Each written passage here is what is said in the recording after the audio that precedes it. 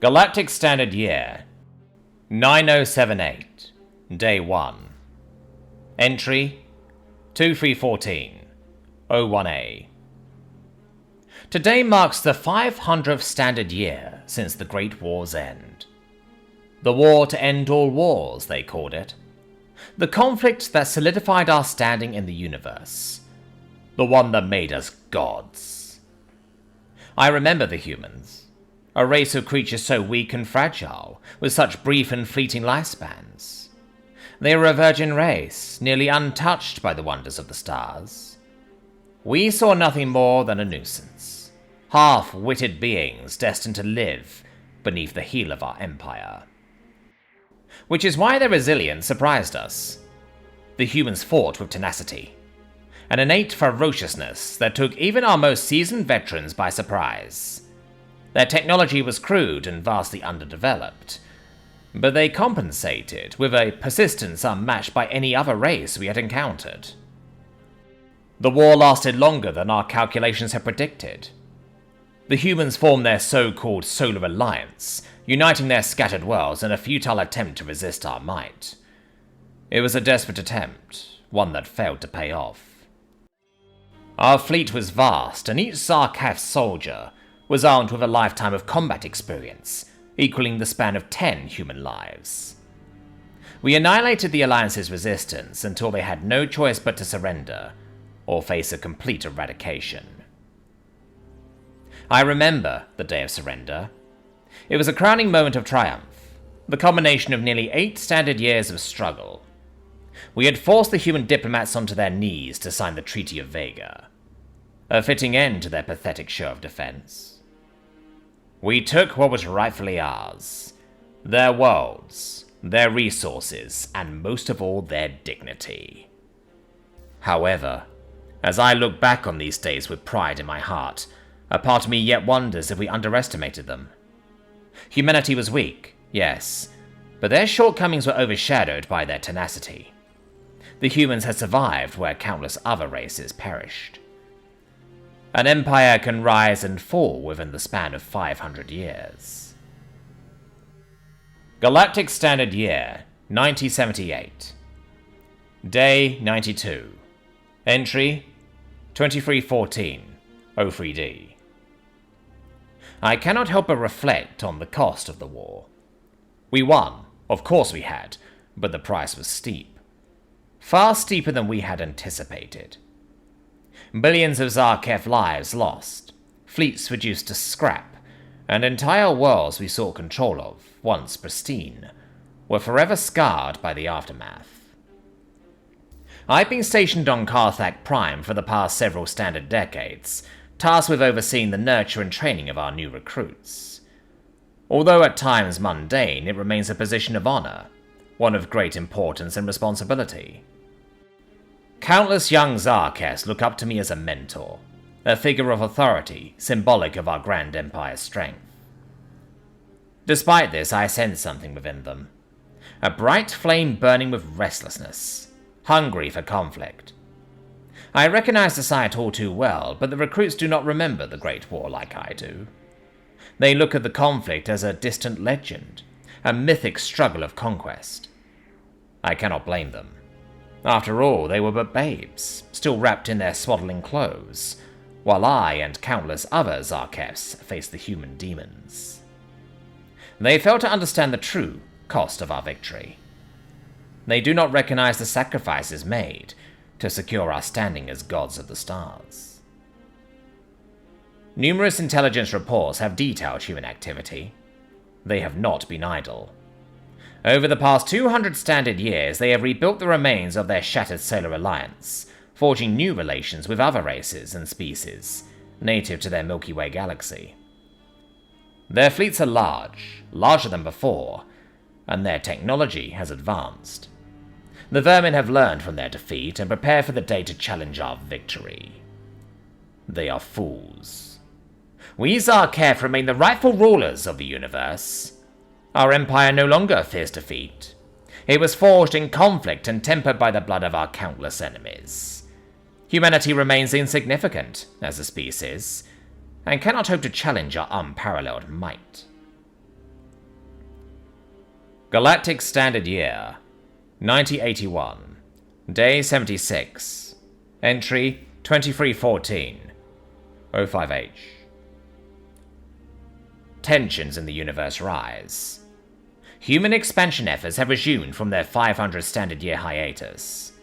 They've become aggressive, fueled by a lethal combination of both vengeance and hate. Their solar alliance encroaches on our territories in the Milky Way. Diplomatic relations have continued to fail, as our ambassadors report that the humans refuse to recognize our sovereignty. Zar'keth High Command has had numerous meetings, all to discuss the possibility of an outright war. My experience from the Great War has provided me with a seat on the Command Council, so that I might lend help when needed.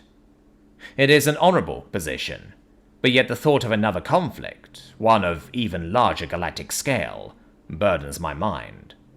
However, the Council sees no alternative. Humanity and their solar alliance have rendered no other option.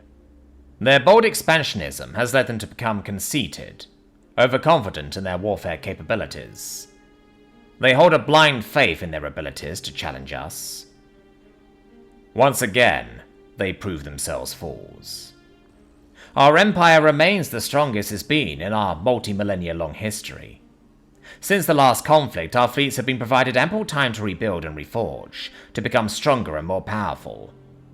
Our military is equipped with the greatest warring technologies the universe has ever seen, and our High Command is fitted with perhaps the greatest military minds in our galaxy. But despite all this, a cloud of unease still plagues me. The humans remain unpredictable and tenacious. Many fail to remember that they are not like the other species our empire has vanquished. Humanity was resourceful, perhaps overconfident, but driven by a determination unmatched by any other race in the known universe. In the countless Command Council meetings I've attended since the war talks began, I've continued to stress this. We must remain vigilant. Humanity has proven their abilities in the past, proven that they will not go quietly into the night. They will not go down easily, but go down they will. The Empire will see to that. Galactic Standard Year, 1982. Day 179. Entry 2315-07A. Humanity has declared war. The declaration was delivered in fire, not in words. Their target was Comathar, a desolate ice planet with essential Zar'keth mining operations on the outer rim of the Milky Way. The attack was brutal and meteoric, leaving little to no survivors. Humanity's solar alliance left a clear message. They would bow to our empire's will no longer. High Command is furious, as am I. The Solar Alliance's insubordination is an act that cannot go unpunished. Humanity has overstepped their bounds for the last time, a mistake for which they will pay the ultimate price: absolute extinction. The Empire will crush their futile attempts, as we did once before. We will show them the true might of the Zar'keth war machine. Our Empire's military power that currently serves in the Milky Way remains vigilant, overseeing the galaxy-wide scale of defense against the Solar Alliance's extremist efforts. I myself have been assigned to another task, one of immense importance. High Command has appointed me Grand Warlord Catarax of the Black Star Armada, the Zar'keth Empire's foremost military fleet. The recruits I once trained have followed me, serving as my own soldiers to guide and lead. They remain eager to prove themselves in combat, but I fear for their minds and sanity. They are still clad with aspirations of honor and glory, but it is only once they see war, true war, that they will comprehend the death and destruction that inevitably comes with. My flagship, the Maledictus, is prepared to depart in less than a standard month's time, and with it, the Black Star Armada. Humanity and their Solar Alliance may have begun this war, but it is the Zar'keth Empire that will end it. I will personally see to that. Galactic Standard Year, 1983. Day 45. Entry 2315, 10B. It has been nearly 7 standard months since the start of our war campaign. The Black Star Armada led the offensive, sweeping across the Milky Way galaxy with a destructive force of 1,000 supernovas, raising all Solar Alliance resistance to the ground. The Alliance seemed drastically unprepared for our swift response, and their feeble defenses have continued to crumble beneath our might as we burn their walls to ash. The Sol system itself was the first to fall. It was a crucial victory, though taxing in both effort and casualties. It remains, however, a blow to the heart of humanity itself. We have resubjugated the core worlds of the Alliance, worlds from which humanity is rooted in. They fought with courage, I will give that, but courage alone cannot stop the Zar'keth Empire. The fiery embers that remain on the surface of Terra serve as a reminder of that very notion. My own momentum remains unstoppable. Countless star systems continue to fall under the onslaught of my armada. Our empire has proven to once again be unmatched in might and power, for we aren't merely winning battles and pursuing victory, we are eradicating entire civilizations. However, beneath the triumph lies a dark sense of trepidation.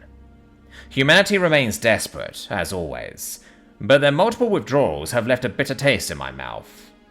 Their retreats are calculated, precise, and suggest the idea that they are not merely retreating, but instead regrouping.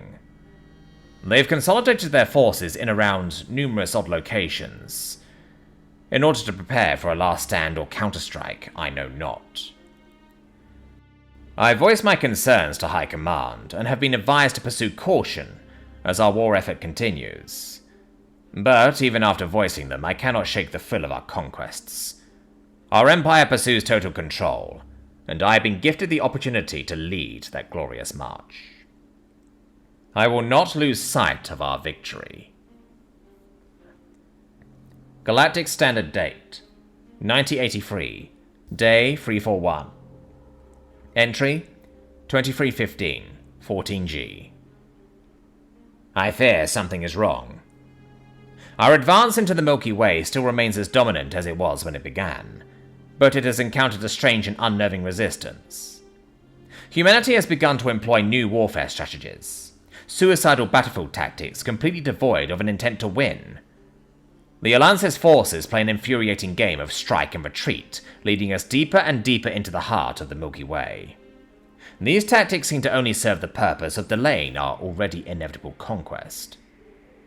That was when the whispers began. I dismissed them at first, but at rather insistent urging, I began to look into the situation further. I thought it to be one last fighting thrash from an already dying enemy, but our intelligence reports suggest otherwise. There are anomalies, distortions in space-time that our graviton sensors cannot fully explain. It is as if the very fabric of the universe is being twisted, warped by some unseen force. Along with this, the whispers from my own crew grow louder with each passing standard day. I've heard murmurs, talks of a dark omen. A weapon, one the humans have been hiding, something beyond even our own scientific comprehension. High Command remains dismissive of my concerns. Countless meetings, I have again and again been ridiculed and scorned by my very own peers. The Council sees only our victories, their eyes fixed on the light at the end of the tunnel, oblivious to the path we soldiers have to walk. They blindly believe that we are on the verge of galactic domination, but I myself have my hesitations. I fear for our safety, fear that we are being led into a trap, one that leaves no other option but death. Victory remains in our reach, but the path ahead is dark. Far darker than I ever anticipated. Galactic Standard Year, 1984, Day 23, Entry 2315, 18K. The abyss has been torn open. Hell itself unleashed onto the universe. We were in the midst of an assault. A standard fleet offensive on a star system, the Sagittarius sector, near the heart of the Milky Way. The Alliance had bolstered what little defenses it had in the sector, but we were adequately equipped to deal with them. We were wrong. At first, it appeared to be nothing more than a glitch, a blip on our graviton sensors. That was when it started growing rapidly, at a terrifying pace, rendering it impossible to ignore. It was a black spot, a void that consumed everything around it, swallowing it up into a chasm of darkness that defied all scientific comprehension. The anomaly continued to grow, revealing itself as something far more sinister. An event horizon, expanding with a ravenous hunger. I watched in horror from the sky bridge of the Maledictus, watching in utter despair as the void devoured light, matter, and hope alike, leaving nothing behind but endless expanse of night, staining the space around us. The reports came in after. Our entire forward fleet, gone, vanished into the vacuum of space. Ships and soldiers, millions of my men, swallowed by the unforgiving void. This weapon the humans had unleashed defied all possible logic and reason. It was a black hole, an artificially created anomaly, not natural to the Milky Way spatial continuum. The humans have harnessed the power of the universe itself. I have continued to send urgent messages back to High Command, demanding an immediate response. But we cannot fight this. Humanity has created something previously thought impossible. A weapon that threatens not only our existence as an empire, but the existence of their galaxy, our galaxy, and the universe itself. This isn't war. This is annihilation. Galactic Standard Year, 1984. Day 89. Entry 2315, 20N. The military has devolved into chaos. Our fleet has been rendered obsolete in the face of this new weapon. My own ship, the Maledictus, lies in wasted ruins. We've tried again and again to regroup in a feasible and coherent defense, but it has proved impossible. The Solar Alliance, spearheaded by humanity's newest war invention, strikes without warning. They unleash their singularities upon our ships in an unpredictable fashion. I've seen subordinate Void commanders break down in tears, unable to come to terms with the sheer horror that we face. My own crew whispers of the end times, of the human-forged darkness that threatens to consume everything in its path. I've tried time and time again to bolster morale, to maintain a semblance of order in our ranks, but my efforts prove futile. Whispers have become screams, cries of horror, of despair, of hopelessness.